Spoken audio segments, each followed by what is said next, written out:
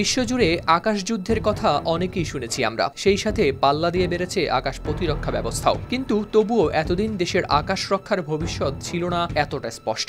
যেন দীর্ঘ অন্ধকারের পর হঠাৎ খুলে গেল এক নতুন দরজা। সেই আলোতেই সামনে আসে একটি নাম, ইউরোফাইটার টাইফুন। 4 দশকের পুরনো নকশা থেকে জন্ম নিয়েও এই যুদ্ধ বিমান আজও দাঁড়িয়ে আছে নতুন যুগের শক্তির প্রতীক হয়ে। উন্নত রাডার, শক্তিশালী ইঞ্জিন, সুপার ক্রুজ ক্ষমতা এবং আধুনিক অ্যাভিওনিক্স যোগ হওয়ায় সামরিক বিশেষজ্ঞরা এটিকে এখনও চিহ্নিত করেন 4.5 প্রজন্মের জঙ্গি বিমান হিসেবে। আর ঠিক এই সময়ই বাংলাদেশ তাদের আকাশ প্রতিরক্ষায় যোগ করতে যাচ্ছে এই বহুমুখী প্ল্যাটফর্মকে। এই সিদ্ধান্ত দেশের প্রতিরক্ষা সক্ষমতার যেন এক টার্নিং পয়েন্ট। দেশের বিমান বাহিনীকে আধুনিক ও যুগোপযোগী করতে ইতালি থেকে ইউরোফাইটার টাইফুন যুদ্ধ বিমান কিনতে যাচ্ছে বাংলাদেশ বিমান বাহিনী। এ বিষয়ে বাংলাদেশ বিমান বাহিনী ও ইতালির প্রতিরক্ষা ও মহাকাশ প্রযুক্তি প্রতিষ্ঠান লিওনার্দো এসপি এর মধ্যে স্বাক্ষরিত হয়েছে একটি গুরুত্বপূর্ণ লেটার অফ ইন্টেন্ট। মঙ্গলবার আন্তঃবাহিনী গণসংযোগ পরিদপ্তর আইএসপিআর এর এক বিবৃতিতে প্রকাশ পেয়েছে এ তথ্য। কিন্তু কেন এতটা আলোচিত ইউরোফাইটার টাইফুন?